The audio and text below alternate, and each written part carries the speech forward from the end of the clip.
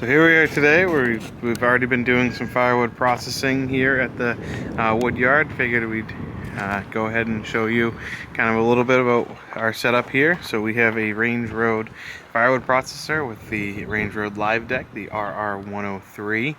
It's about 7 feet wide and 12 or 13 feet long with the rollers. I can easily stack about a cord and a half of wood on here. And be able to roll it all the way down to the feed rollers and right into the processor. We did have to pause a little bit because we got a pretty big ash round here stuck into the wedge and broke our PV trying to get it out. But before this, I did get some good video of the firewood processor going from a few different angles. So I'll include that here afterwards, but you can see we hop up here, the big pile of wood that we got processed here today. We'll be stacking it here shortly. A little bit of tour. This is a 7x12 cam stripper liner dump trailer. Got it extremely cheap for obvious reasons. This trailer will never leave our yard here. Needed a new floor. Actually came with the new floor.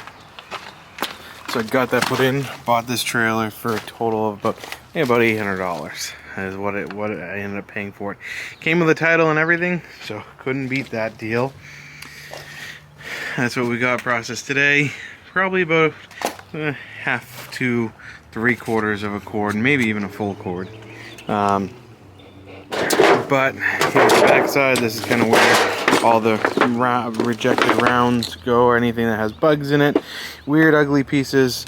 But pretty much this is the machine that we use to make our firewood in bulk here. So we use this budget-friendly machine to make very high-quality firewood, as you just saw on the trailer.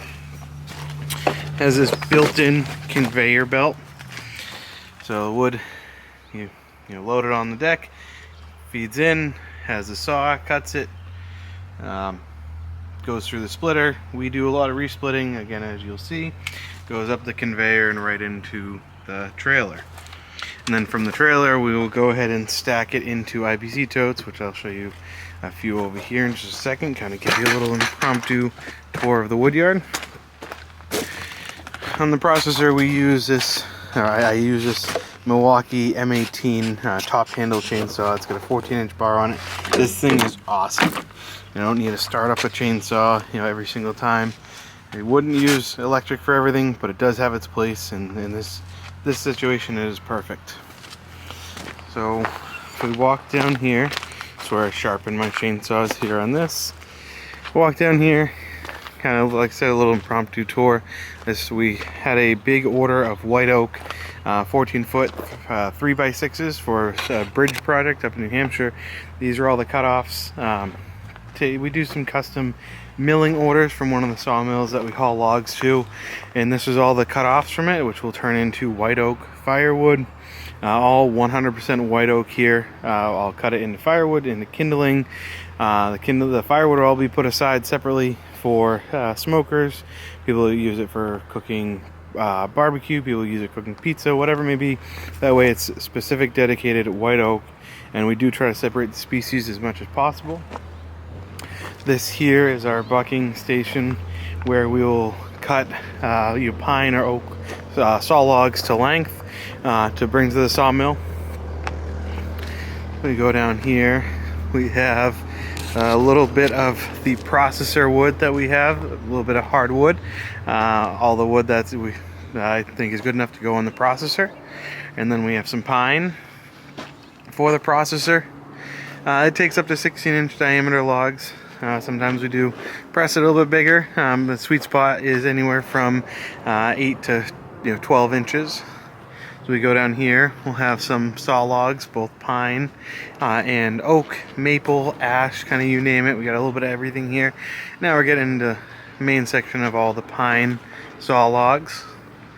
And again, these will go to sawmills as they need them for 8s, 10s, 12s, 14s, 16s. Can haul up to 21 foot safely on the log trailer. And then we have a whole separate section here that I kind of hoard off and keep these for chainsaw carvers, guys that make different art, maybe some cookies. These, you can see some of these big pieces that are gnarly, maybe 36 inches round, 5 feet long. This will go on a big bandsaw, make some either nice cookies, make some tables, whatever it may be. I sell a lot of these pieces to quote-unquote artists, and so I kind of hoard them for a while. But that's a little tour of our woodyard. Stay tuned.